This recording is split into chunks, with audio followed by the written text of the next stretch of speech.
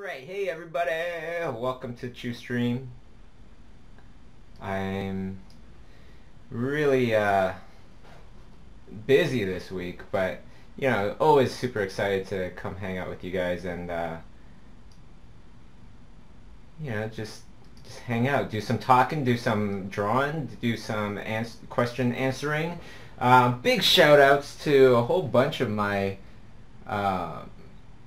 my friends out there that I can see in the internet land. Especially big shout out to all the former in-house workshop students. I can see a whole bunch of you guys out there. Wykit, Tren, who else did I see there? I saw, who else did I see there? I just saw somebody.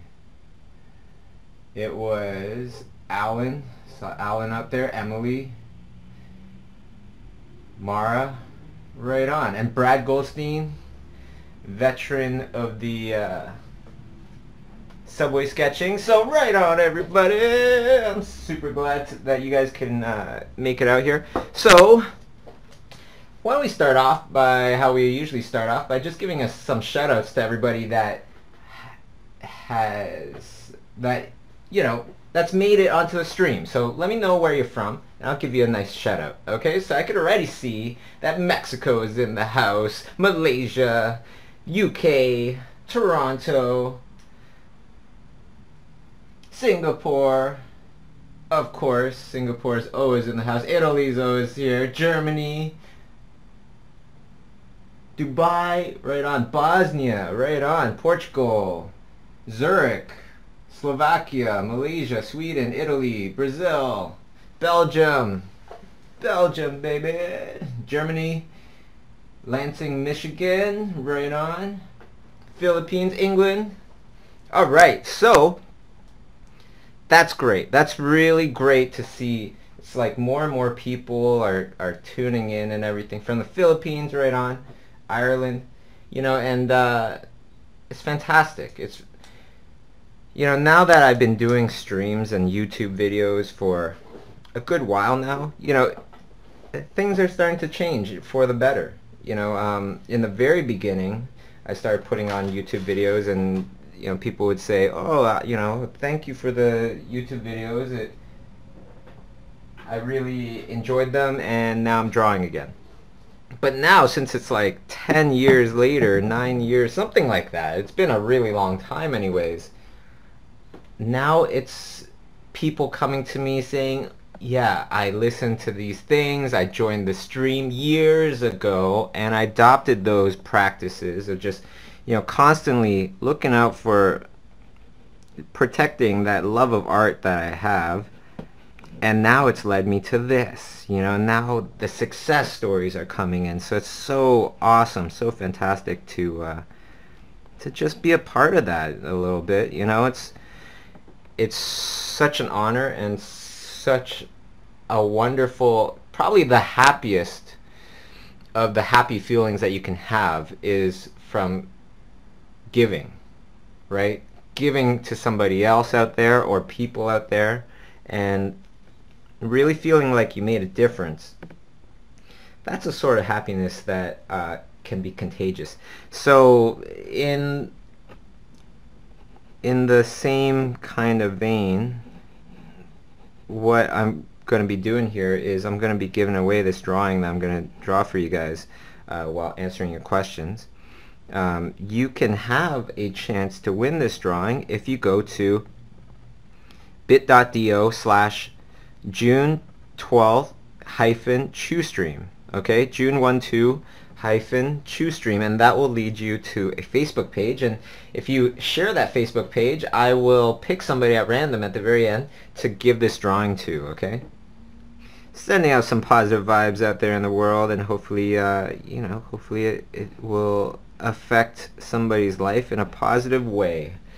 Right on. Okay. So,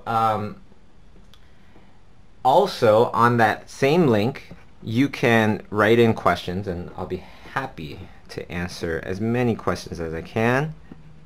Last week I did pretty good. I answered pretty much everybody's questions, I think.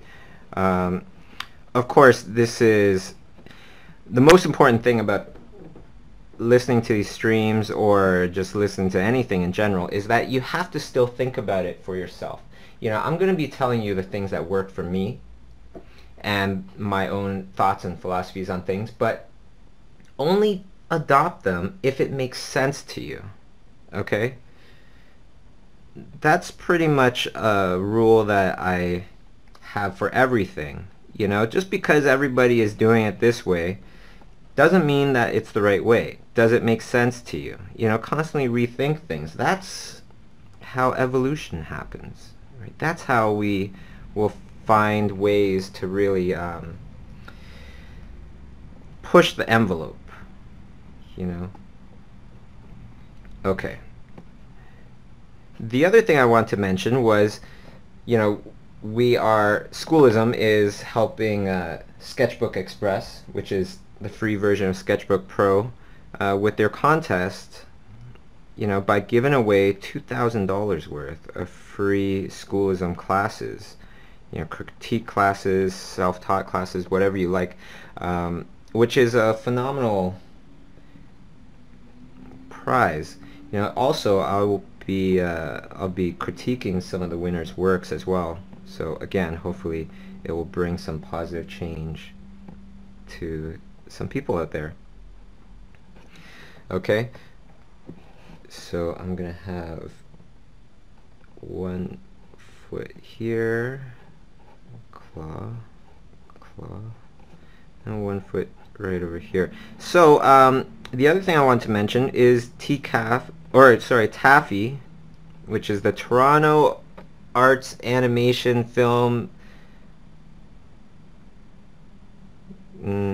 Festival International. I'm not sure. I'm not sure what the acronyms are for, but it's a great event held by some great people. A bunch of them are my old classmates actually from college, so it's going to be great to see everybody. Come on down if you're in Toronto. Admission is free for the TAFE market, which is kind of like you know, you can see art, you can meet artists live, and Steven Silver's going to be there. My good buddy Steven Silver's going to be there. Chaos Dare is going to be there. Chris Pern is going to be there, director of Cloudy with a Chance of Meatballs 2, which I thought was very funny. And he's a great friend as well. So a bunch of people are going to be there, so definitely try to make it out, especially if you're in Toronto, you know.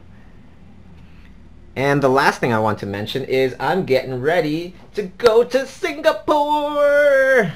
So, you know, big shouts out to everybody in the Singapore area. If you want to come down, it's going to be great. It's called Start Singapore. It's on June 26th, 28th. Startevent.sg is the address, okay? And it's going to be a bunch of people there.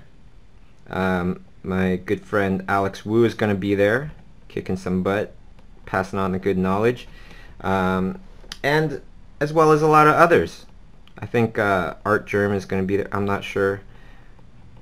So definitely check that out. If you have the means, do it. Go and do it. You know, like when you go to a good workshop, things change. Your whole perception of things changes at least a little bit, even with not so good workshops. A lot of times it will change a little bit. But if you do go to a great workshop, if you happen to go to a great workshop, man, it can really change you a lot and evolve you artistically in many ways, just by meeting and seeing and talking with these people. Sometimes not even talking, sometimes just watching them paint and draw. All of a sudden it's like you pick up on things, you know. So definitely try to make it out for those things. Now, Hal had a great question to start off with. Okay, so I'm going to go to some of his I'm going to go to some of his questions, or some of the questions. Okay, so what mistakes are the most common even amongst working professionals? I could tell you what is the most common. There's two. Okay, so one is that people stop learning. They stop actively going out there to learn, like through lessons. Instead, a lot of people, they'll be like, well, I'm learning through the job, which is great, which is true. However, when you take a class, you learn so much more, so much faster than just by practicing and doing your job. Actually, once I'm finished working on Through the Looking Glass, that's exactly what I plan on doing, is going heavy into taking a bunch of lessons, a bunch of classes, you know. And I'm not the type of person to say, oh, well, you know, I'm already doing well, I'm already getting jobs, so I don't need to do that. Because I believe that the best way to stay relevant, have a secure career, is to be that person that constantly learns. That lifetime student, you know, student for life. When you're a student for life, you're constantly evolving, you're constantly getting ahead. When you are not, and you stop learning, like I stopped learning 3D, Maya, right? The last Maya I ever touched was 3.0. It's not that important to me, but obviously the whole world has kept going, has kept evolving, and now the things that I know from Maya are completely obsolete, probably. You know, it's changed dramatically. So number one thing is, generally I find that when people start working professionally, most of them will stop learning after about 4 years in the business. Most people actually stop taking classes, stop learning, and I think that is just setting yourself up. I really do. And the proof is because the world keeps changing. So what you knew 10 years ago is much less valuable than what you know now, right? If that's not clear enough proof for you, I don't know what is. If what you knew 10 years ago is not very relevant now, it's not as valuable now, well then, you know, what's going to happen when you stop learning after being in the business for like upwards of maybe 4 years? You might not feel it now, but you'll feel it, you know, decades from now, when you still need to work, when you probably have even more responsibility. And life is tricky. It kind of just is designed to do that to us. You know, when we need the money the most, when we're older and we have less energy and, you know, less patience and all this stuff and more responsibility, that's when life really just kicks us in the teeth for not being prepared all those years ago. So stay learning. Stay learning. That's probably the biggest mistake that people do, even amongst working professionals, is that they stop taking lessons, they stop reading books, they stop actively learning, right? Another huge thing, let me think here. Another huge thing is when people become successful in their careers, which, you know,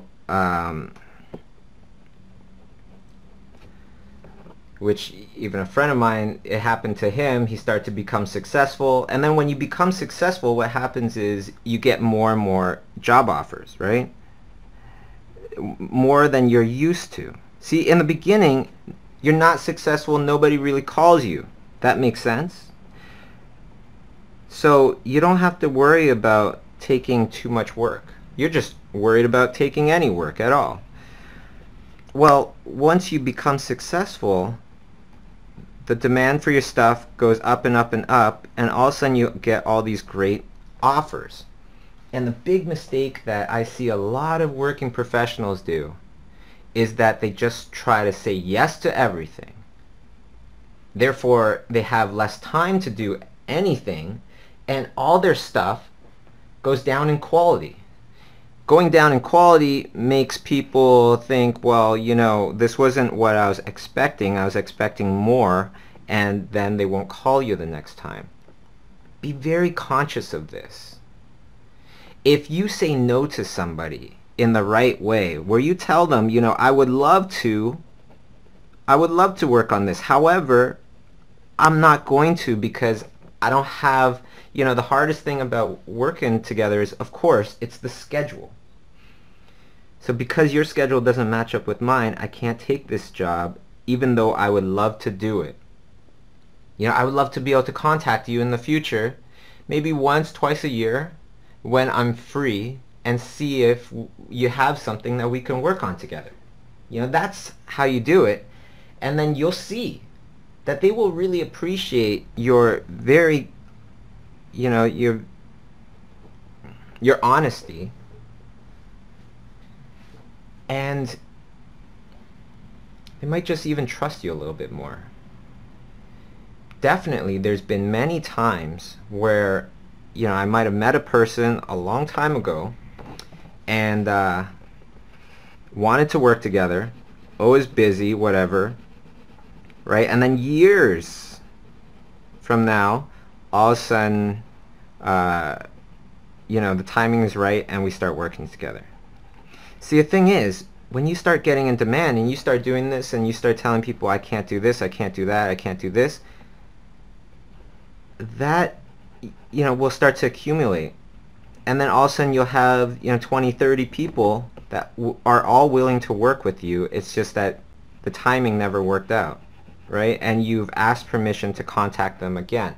So when you do need to contact them, they are very open to getting that email. And if you have 30, 40 people on your list, or hopefully, you know,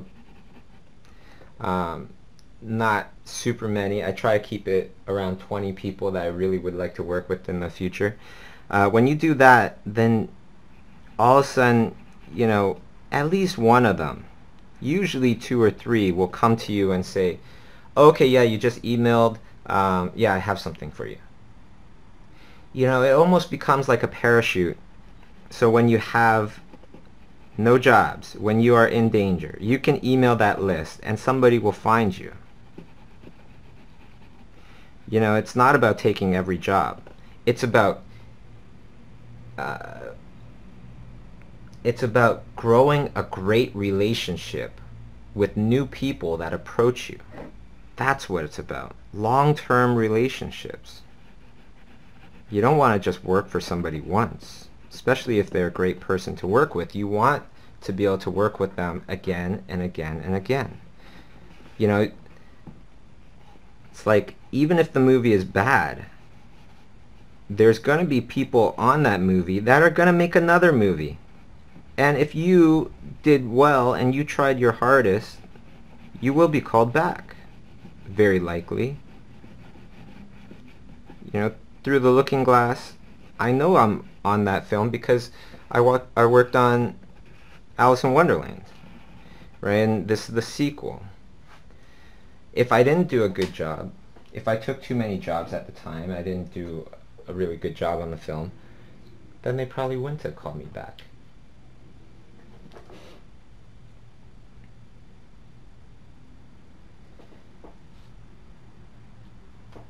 So Shieb wrote, have you ever considered making Niko a video game, and which console would you prefer? So, you know, for those of you that don't know, Niko is referring to Niko and the Sword of Light, which is an animated comic book that Imaginism made, that we made with my buddies from Studio NX. Did quite well. You know, I was very, very proud of this project. You know, it's an independent project, and it was one of its first, you know, the first like fully 2D animated Every panel, comic book. So that was fantastic. Have I ever, you know, we've definitely talked about the possibilities of making it into a video game. But again, it's kind of like one of those things where you don't want to take on too many things. You don't want to take on too many jobs. Especially, you know, here's another tip. Especially don't, you know, be very careful with doing things that are going to have to be maintained. So after you're done, you still have things to do. You still have to go and do those things every week or whatever it is. It's not like don't do them. Just like this stream here. It's not like I'm not going to do this just because I'm saying, okay, well, then I would have to do this stream every week.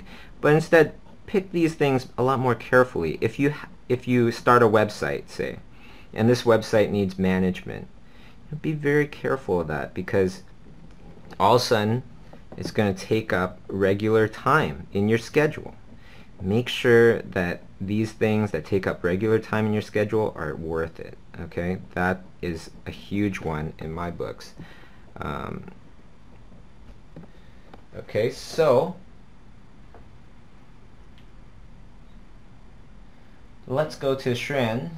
Are there times when you realize that you might not really like drawing, even though being an artist is totally what you want to be, and it takes a while to get in the zone?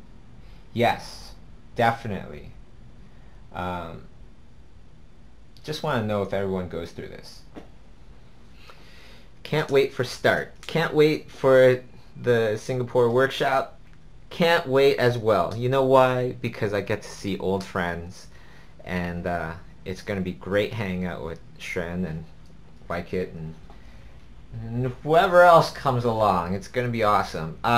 Yes, definitely, you know, everybody goes through those times where they don't feel like drawing, even though they totally want to be an artist. Takes some time to get into the zone. You know what I do? You just got to sit down and just got to put your pencil in your hand and just start moving it around. Just today I didn't really feel like, you know, drawing too much, but you just put your pencil to paper, your pen to paper, or whatever it is, and just start doing stuff, and I usually come around after that. If you don't, you know, if you're still struggling, what I'd say is copy something that you like. You know, do a study, because that's very no-brainer kind of thing, or a lot, not no-brainer, but you know, some things that slow you down the most is just actually thinking of what to draw, I find. I don't know about you guys. Yeah, but I find that a lot. You know, so do those practices. I would say if you're having trouble, and you know, for the most part, do practices regularly. And when you are practicing, you know, you have, and when you're just painting in general, try to always think to paint to improve, not painting to do, to accomplish, painting to improve. You know, so it starts to make you think, what can I improve on by doing this? What can I improve on by doing that? Hopefully it'll help you pick out greater, you know, better jobs as well. But an ever improving artist always paints with the intention of doing better than your average. Okay? An ever improving artist always paints with the intention of doing better than his or her average. Really great tip that Nathan Fowkes told me was that he was saying he always tries to paint thinking that it's a demo, like that there's people behind him watching, trying to learn. You know, it makes you really, you know, stop goofing off, and makes things go faster, makes you more methodical with your painting, because when you're teaching, you generally have to say what it is you're doing, why are you doing that, you know, why are you doing this, and then you have to think about it. You know, when you're just painting for yourself, you don't really have to think about these things. I thought that was a really great tip, you know, from Nathan Fowkes. Oh, by the way, a really great opportunity. I don't know if it's still open right now, but yesterday we opened a brand new class, very highly anticipated class for Daniel Arriaga. He is a Pixar character designer for over 10 years. You know, he's worked at Pixar, and he's teaching a class all about designing characters for animated films. And you would be learning straight from, you know, Daniel Arriaga, a person that works for Pixar, that designs characters for their films. You know, and getting that kind of insight is a really special, really incredible thing. And seeing this person drawing on top of your stuff is magical. You know, so if you have the means, I would definitely recommend that.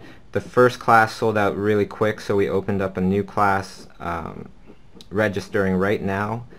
And yeah, get in on it before it sells out as well. You know, most learning is fast-forwarded, hyper levels of fast-forward, when you can see somebody that really knows their stuff, proven, and draws over top of your stuff, drawing over top of your art, explaining what it is that they would like to change, what it is that they would like to do differently. It's really something special, so I hope somebody does take advantage of that. That's what I didn't like about, you know, teaching in college. I loved teaching in college, but I hated the fact that I couldn't get to every student every day. You know, every class that where people come in, you know, starts off with a lecture, and then we do application. We start, you know, actually drawing and everything, and I would go around asking to see everybody's stuff and then drawing over top of it, and you could just see the light bulbs just turning on. You know, after I tell them, oh, you know, if you do this and this and this, then you won't have so much trouble with your structure and things like that, or this type of a pose. You just see people go, oh, and then they do it, and then they got it, you know. Unfortunately, a lot, you know, every time I would start my class giving a lecture. Now this lecture, you know, I had upwards of 5 classes, 5 different classes, all same subject, right? 5 groups of students. And with every group, I would have to give the same lecture. I thought that was so dumb. You know, why? Because they've invented things called tape recorders and video recorders years, decades ago, that could totally record the perfect lecture. You know, why do I have to keep going over the same lecture over and over again? And you know what? When you're doing live lectures, you're doing 5 of them straight.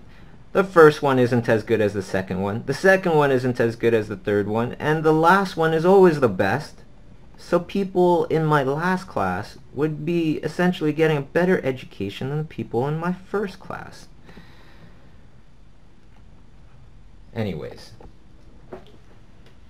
you know, I would love to see time being used a lot more effectively for students and everything, especially because you know, students pay a lot of money for education, especially in college, you know, things like that. They pay so much more. So, you know, why not try to make it as effective as possible? I don't get it. Anyways, so KD asks a question from the Philippines. Right on. So I have my pen and sketchbook and my drawing tablet in front of me now. Give me something to draw like you like how you do before. Sure, you know, what I'm doing here is maybe you can think of something to draw like the one that I'm drawing. So I was thinking of kind of like a cute-faced creature with a dangerous kind of body, claws and things like that. So maybe cute but dangerous is the topic. You know, cute but dangerous. So let's go to the next one here. Josh, what's your thoughts on the Cintiq Companion? Worth to have for travel? Yes, definitely. I'm a bit of a technology gadget junkie, so you know, that's a great question. I'm totally the person to ask because I have, you know, I have the 12-inch normal Cintiq that came out before the Companion. I have the Companion, 12-inch Wacom Companion that you can draw on the screen, and it's its own computer. And then I have a Surface Pro 2, even though they just came out with the Surface Pro 3. But I also have a Surface Pro 2, which is a smaller screen, more compact, even more convenient to travel around with. So the one that I would pick would be the Wacom Companion. I feel like if I'm working on a screen smaller than 12 inches, then it's too small for professional work. If I work on a screen, that's why I kind of like the Surface Pro 2 because it's a lot easier to move around and to travel with, but drawing wise I feel like the screen is a little too little for drawing professional work, unless it's like storyboarding, you know, something a little rougher, something that doesn't have to be as precise. Then, you know, I would totally use the Surface Pro. But if you're doing full-out paintings, illustrations, things like that, I would so recommend the Wacom Companion. There's also the hybrid, which I don't have because okay, the difference is the hybrid needs a computer. Otherwise it's just like a tablet or something like that, more like an iPad. But the Companion, that is like a laptop where you can draw right on the screen, and it's in the shape of a big tablet. It's fantastic. You know, so definitely recommended. Gets my 2 thumbs up. Do you have, this is from Toby, do you have any eureka moments drawing? Do you have any eureka moment drawings or artworks? Ones where you felt that you stepped it up in a new area or hit a level of skill you were striving for? Yeah, actually I do. Every time, you know, it's mostly during times where I have to do research for something, you know, where it's not just as easy as just drawing it out of your head. Because when you start doing research, well, then you're actively going out there to find info, right? And just by that sentence itself, you can understand why you would tend to make more leaps in your art.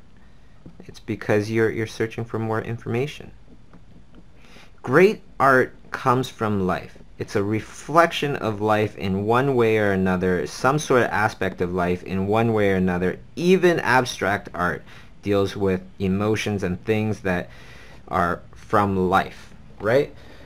So, how to make the best leaps and jumps is you gotta go to the source of all art, life itself, and think about it, study it, whatever it is, make discoveries. If you can do that on a constant, you'll see that your skill level will jump up dramatically.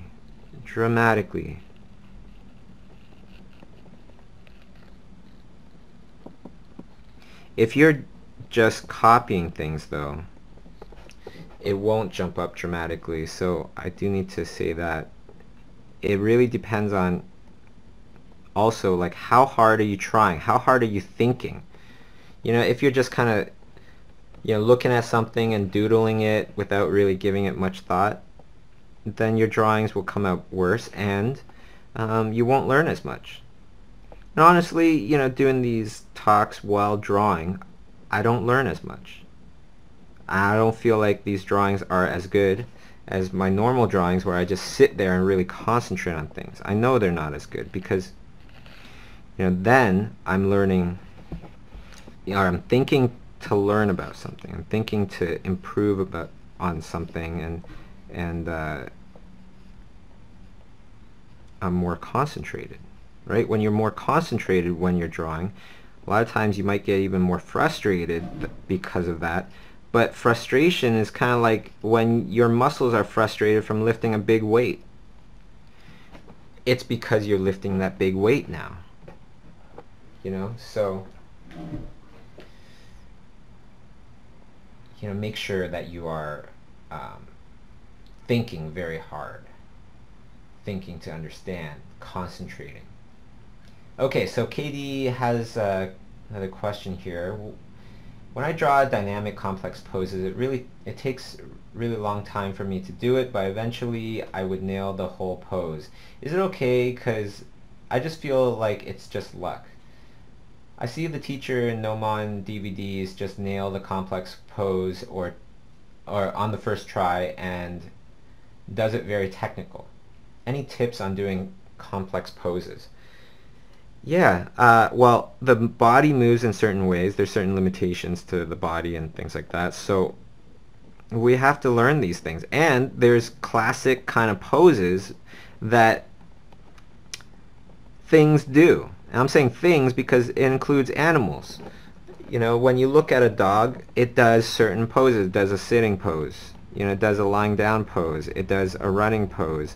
You know, it has all these classic repeating poses. So once you get familiar with those, once you really, you know, get familiar with those, then you've started to kind of create a visual library of all these classic kind of movements of the anatomy of a person, of a, you know, little girl or a grandmother and things like that. Once you start developing a nice little library, well, then drawing poses, you know, out of your head becomes so much easier because you have a library to choose from or to reference from in your head, and you alter little bits here and there and becomes a completely new pose, right? So for drawing things out of your head, first look to copy just constant natural, like constant repetitive poses, and start to grow your posing library, your mental library in your head. You know, then you'll start to understand how to make it just out of your head, just from the top of your head, you know, without any reference or anything. It's all about that reference library.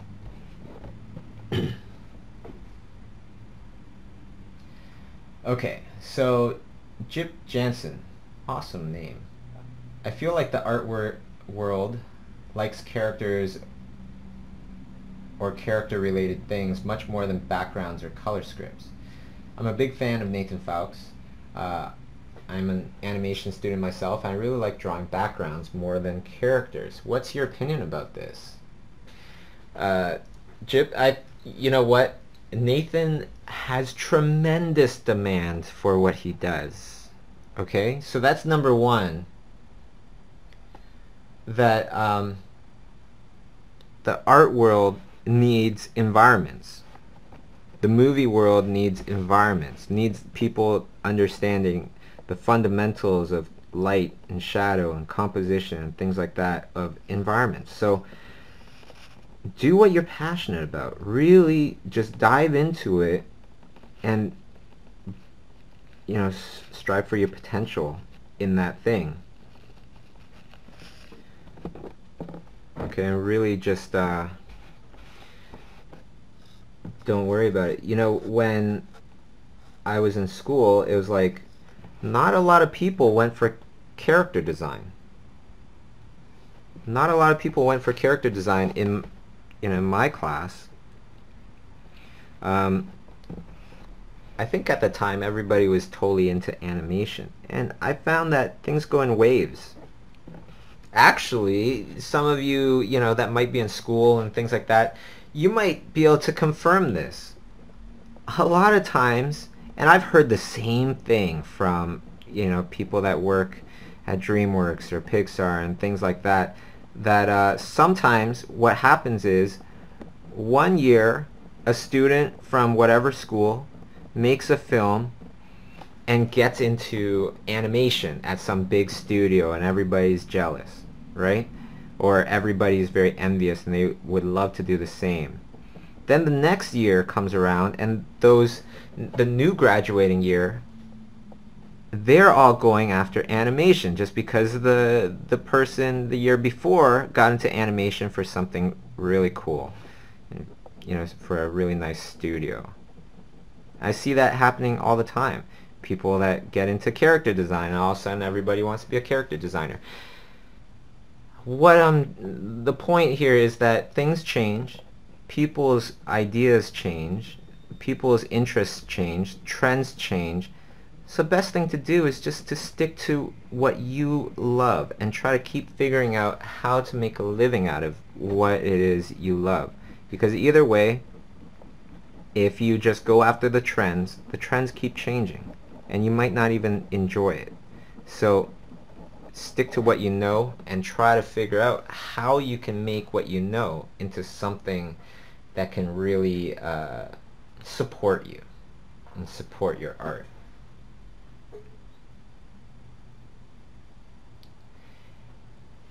Nick asks, is there a question you would like students to ask more often? Yeah,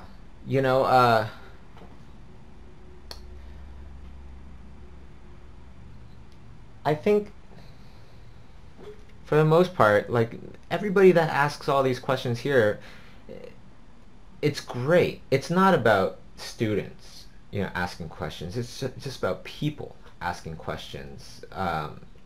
People should ask questions more. Number one, it tells the person that you're asking the question to that you're interested in them. You're interested in what they do or what they know, right? So it's nice. A lot of people, they like to share, their knowledge and everything, especially the older people, right? Because they feel like they have something to give back. So, hey, I'm definitely willing to listen if somebody wants to tell me what they've learned. It's great. It doesn't matter if you're a student, doesn't matter if you're professional, whatever. And if you have questions, definitely ask them, because a lot of times I would totally give you the information. It's just that I didn't think about it. And a lot of times a question that you might have might totally pertain to somebody else, but they didn't think about it either. So ask the questions, because somebody else just might be very thankful that you did. Shiab writes again, so I've been working on a comic book for the last 4 months, and it's my very first comic book, and I'm afraid about the final result at the end, whether it'll sell or not. So my question is, have you ever had a hard time making Niko and the Sword of Light? Yes, definitely. It took 2 years on and off, during our free time, and it was really grinding it out. The whole entire thing with Niko and the Sword of Light is that it's a big thing. It's something that we never attempted before. And when you come across projects or challenges like that where you've never done it before, but it has a lot of potential, you're bound to run into a lot of problems. I guess our biggest problem was before we put out the app, we're already contacted by Apple and a bunch of other people, you know, that were really excited just from seeing the preview off of our Kickstarter. We didn't even tell Apple that we were developing the app, and somebody called us, you know, or reached out to me to figure out what is this app that we're making and everything. So, you know, after that conversation, after that very positive conversation, I was thinking, awesome, you know, when we put this thing out, it's gonna get featured by Apple, right? So then, you know, 2 years, we finished the thing, we put it out, we're excited, nothing happens. You know, we sell a little bit, but, you know, that's just through our own connections. It's not getting viral, it's not doing anything. You know, it seems like a bit of a failure. And this goes on for 3 weeks. But the thing is, the thing that really helped was that, you know, I let everybody know, and everybody was down. I let everybody know, saying we're bound to cross a lot of problems, so be ready for them. And when they happen, stay positive when they happen, because otherwise the result of, you know, having that problem will drastically change.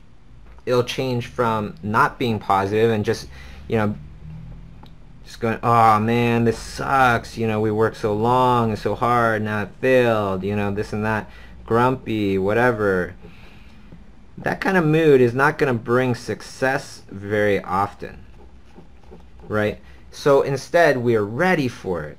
And when you're ready for it and problems come, and we go, okay, here's the problem, here's one of the problems that we were anticipating. So everybody stay positive. Everybody stay positive, and everybody work even harder. Because guess what? You know, our goal for this project, you know, when the project is done, is not when we have the app approved and we put it out there. No. It's when we see, you know, the fruits of our labor in our bank accounts. That's when it's over. So, you know, the first week passes. Nothing happens. It's dribbling in these sales. You know, like, it wasn't that bad. It was still like, you know, 1,000 something. But it wasn't as anticipated. It wasn't viral yet. Then, 3 weeks later, get another call from Apple, and the person saying, you know, I saw that you updated your app a bit. I would suggest approving that app and making the updates live right now. I thought that was kind of funny, so I looked at the site, you know, the App Store. It's featured. And then from there, within days, all of a sudden it's featured as the feature app in the, you know, iTunes App Store in over 21 countries, hit #1 in over 30 some odd countries. And I have no doubt it's because we stayed positive and we kept going. In the face of defeat, when normally we'd have every reason to think we were defeated and this thing was a failure, you know, we kept going past the point of failure. And that's when life tends to reward you. You know, that's when life rewards you. When you have a purpose, you stand by it. Because something special happens when you show an undying drive to achieve a goal. That's what happens. So,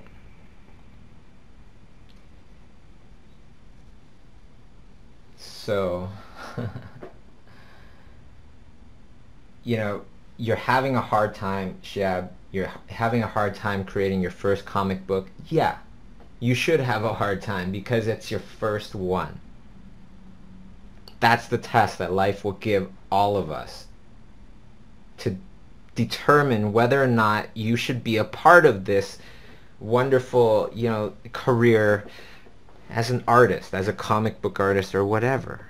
You're bound to get that test. But what's the worst that can happen? You're not gonna die. You'll be able to keep drawing. So just keep going. All you can do is just try your hardest, put in that time, put in that effort. What the thing turns out looking like in the end doesn't matter. And, as long as you tried your hardest. And even if it doesn't do that well, then perhaps, you should just make another one. Because that's, those are the traits of a successful person, a person that doesn't stop. If they truly get blocked, then they just find another way. They just find another route. Okay. Natasha, I've heard you say that that's important to think while you're drawing, even when drawing from a copy or life. But what do you mean? So what I mean is, you're looking at something and you're going, or you're drawing something and you're going, why should it be that dark? Why am I looking at that in this way? Why is there a highlight there? Question it all. Try to make sense of it. When you make sense of it, then you can create it yourself. When you can create it yourself, now you've become a creator of things and not a copier of things. Question everything. So as I'm drawing a leg, I'm thinking, does that leg feel like it's supporting the whole body? As I'm drawing this hair, I'm thinking, does this hair feel soft enough? Things like that.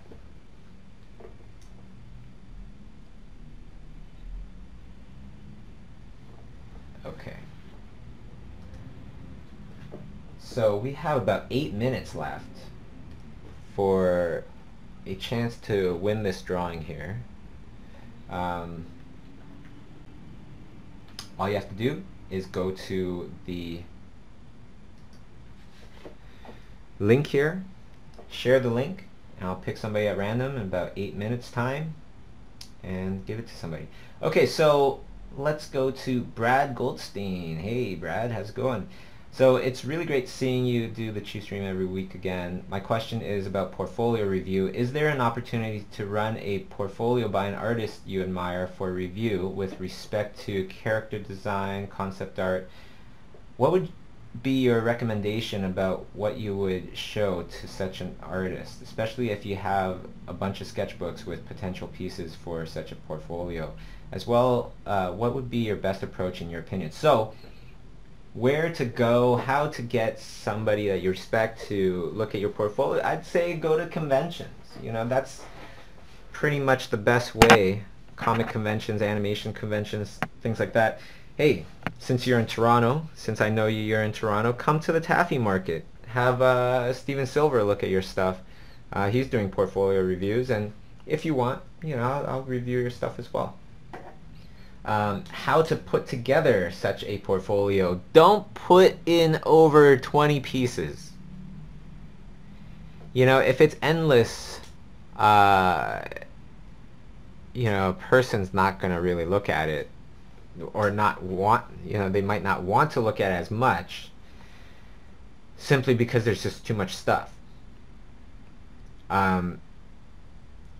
Even if your artwork is absolutely, floored amazing, still I just put in 20 pieces. Because if they want to see more, you want to be able to whip out more and show them more. And show, like, as if you do this all the time, every day, no problem, just pulling out amazing paintings out of your butt, at any time. And then I would put my best piece first, my worst piece, or my second best piece last, my third best piece right in the middle, my fourth best piece right between my first best piece and the middle, and my fourth best piece between the middle and the end, and so on and so forth. This will create an overall even experience, because you don't want to put your best stuff right in the beginning and your worst stuff in the end. When people get to the end, they feel disappointed in the end. If you put all your best stuff in the end and your worst stuff in the beginning, they might not even get to the end because they don't want to look at your worst stuff. When you do the best in the beginning, your second best in the end, your third best in the middle, and so on and so forth, you're really evening out everything so that there's it's a nice experience looking through your portfolio. Okay. How can you build a good reputation in the art animation industry? I'm still on the first and second year of my career, and I pretty much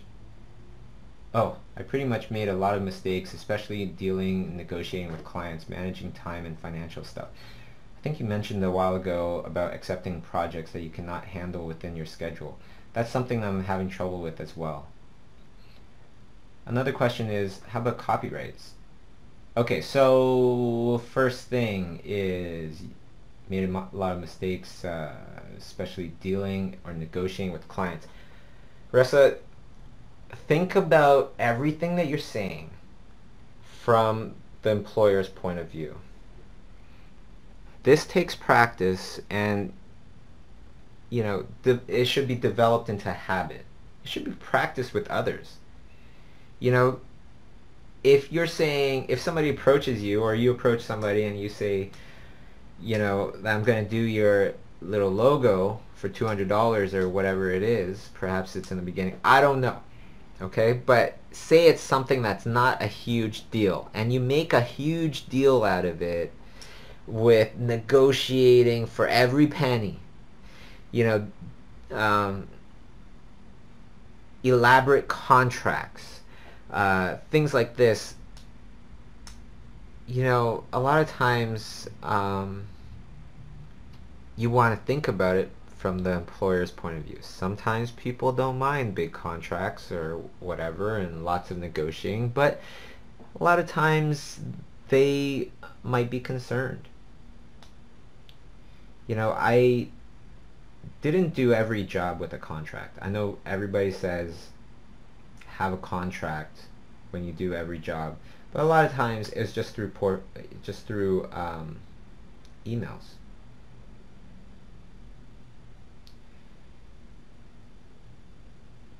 Yeah, I'm trying to think if Imagine FX ever gave me any contracts. I don't think so. I don't think I signed anything. I just accepted their job, and then I painted their cover for the magazine,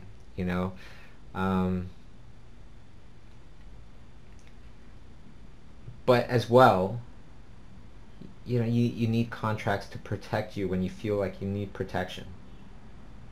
Especially when you feel like you need protection, or probably protection for the long run, or in the future. The best advice I could give you really is the advice I just gave you, which was think about everything from the employer's point of view when you're talking with them and everything, and make sure that after you start thinking about everything from the employer's point of view, that you still like what you're saying. That even though you're thinking about it from the employer's point of view, you still like yourself. You still like the things that you're saying. If you don't, if you feel annoyed, if whatever, you're not saying the right things. A lot of times people will think that they are really thinking about everything through the employer's point of view or through somebody else's point of view, but they're not.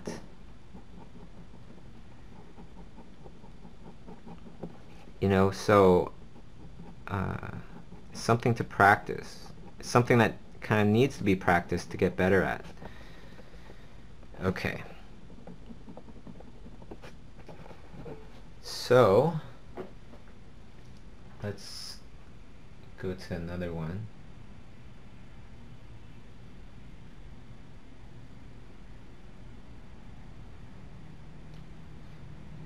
Okay, so Crystal asks, I'm not so great with technical measurements and was interested in knowing if you have any advice on that subject. Not sure where to begin when thinking about that. I was wondering, how important is measurement and scale for projects in the professional industry? It depends what you're doing. If you're doing things that are more organic, then you definitely have more kind of leeway. If you make a branch too long, it's not going to be a big deal. If you make a car too long, it might be a big deal. You know, so industrially made things tend to need accurate measurement. However, you are an expert in knowing what is right and what is wrong, because you've had years and years of experiencing life and seeing perfect perspective, perfect structure, perfect lighting, things like this. Instinctively, you should know what is right or wrong. Just kind of look at it as a whole. Try to look at it as if it's three-dimensional. It doesn't make sense if it's supposed to be, you know, very structured and three-dimensional. When I paint things, I don't measure them out. I might draw a loose grid to keep things in perspective, and actually that helps a lot. But I usually just look at it and go, does it look right? One of my first assignments in classical animation was to draw 10 cubes, rotating and floating in space. Some are closer to you, some are further away. That was really great, because in the end he said, just because lines converge to a point doesn't make it a cube. Doesn't make it a cube that's in perfect perspective. You know, so you want things to look natural. You don't want to force things just because then it makes sense with the laws of perspective, things like that. Because you can have them too forced, and then just it doesn't look right. So half of it is trusting your instincts. Half of it is through your knowledge of that thing that you're painting or drawing. Okay, I'm gonna try to finish up. Any other questions? I think that's pretty good. So why don't we... Oh, I also want to mention that I'm going to, I'm going to Asia. So I'll be gone for about 2 weeks. And so that means that the next Chiustream, the next stream will be in July. It'll be July the 3rd. I'll make sure I send out a newsletter, Schoolism newsletter, so make sure that you sign up for the Schoolism newsletter, and I'll be sure to, email you guys to let you know that's coming.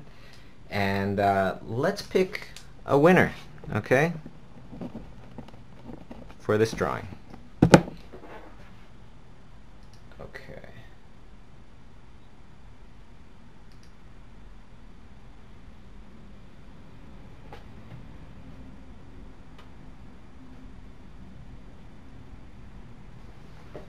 Okay, so just going to open up all these shares and then just randomly scroll and stop at one. Let's do this. Okay, so the winner is, oops, hey, it's Brad Goldstein. Right on. Alright, Brad. Well, yeah, congratulations. I'm really glad that you won the drawing and everything. If you're going to Taffy, let me know, and then I will,